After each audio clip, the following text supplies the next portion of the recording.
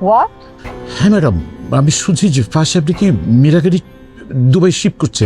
ফুফু আমি কিচ্ছু বুঝতে পারতেছি না, মেরিনকে খুঁজে পাচ্ছি না কোথাও। খুঁজে পাচ্ছি না মানে? হ্যালো আসসালামু আলাইকুম বন্ধুরা, এটা আমাদেরই গল্প নাটকের 34 নম্বর পর্ব ছিল নাটকীয়তায় ভরপুর। একদিকে ফাহাদ আর সায়রার সম্পর্কের টানাপোড়েন, অন্যদিকে সামিরের চরম অহংকার, সব মিলিয়ে গল্প এখন নতুন তুঙ্গে। আজকের ভিডিওতে আমরা আলোচনা করব 34 নম্বর পর্বে কি ঘটলো এবং 35 নম্বর পর্বে কি কি চমক আসতে পারে। যারা নিয়মিত নাটকটি দেখছেন তারা ভিডিওটি শেষ পর্যন্ত দেখুন। গত পর্বে আমরা দেখেছি সায়রা ফাহাদকে একটি আপত্তিকর ছবি দেখিয়ে জেরা করে। ফাহাদ খুব স্মার্টলি সেটাকে এআই বা ডিপফেক জালিয়াতি বলে উড়িয়ে দিতে চায়। সে এমনকি সাকিব খানের উদাহরণ টেনে সায়রাকে বিভ্রান্ত করার চেষ্টা করে, কিন্তু সায়রা কিন্তু দমবার পাত্র নয়। সে স্পষ্ট জানিয়ে দিয়েছে সে কোথায় পড়াশোনা করেছে, সেটা যেন ফাহাদ ভুলে না যায়। সায়রা কি ফাহাদের এই মিথ্যা ধরে ফেলবে? আগামী পর্বে হয়তো আমরা দেখব সায়রা নিজ উদ্যোগে এই ছবির সত্যতা যাচাই করেছে এবং ফাহাদের অফিসের কলিগ মীরার সাথে তার সম্পর্কের আসল রূপ বেরিয়ে আসছে।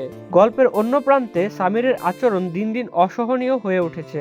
নিজের ফুপু এবং বোন যখন মেহেরিনের খোঁজে তাদের বাসায় আসে, সামির তাদের সাথে যে ব্যবহার করলো তা ছিল সত্যি অকল্পনীয়।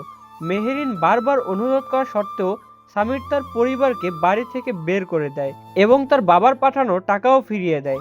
সামিরের এই হঠাৎ বদলে যাওয়া কি মেহেরিন সামলাতে পারবে? আগামী পর্বে দেখা যেতে পারে মেহেরিন আর সামিরের মধ্যে এই বিষয় নিয়ে বড় ধরনের ঝগড়া হচ্ছে, যা তাদের সম্পর্কে ফাটল ধরাতে পারে। অফিসের ঝামেলায় ফাহাদ এখন দিশেহারা। জামশেদ সাহেব দুবাই ফান্ডের টাকা নিয়ে তাকে চাপ দিচ্ছেন, আর ওদিকে আবির এক সপ্তাহ ধরে নিখোঁজ। ফাহাদ এখন বুঝতে পারছে সে হয়তো কোনো বড় বিপদে পা বাড়িয়েছে। আগামী পর্বে আমরা হয়তো দেখব আবির কেন নিখোঁজ হলো তার রহস্য উন্মোচন হচ্ছে। ফাহাদ কি তার এই ব্যবসায়িক জালিয়াতি থেকে নিজেকে বাঁচাতে পারবে, নাকি জামশেদ সাহেবের কাছে তার সব সত্য ফাঁস হয়ে যাবে?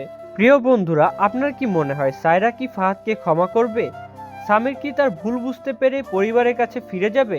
আপনাদের মূল্যবান মতামত আমাদেরকে কমেন্ট করে জানান।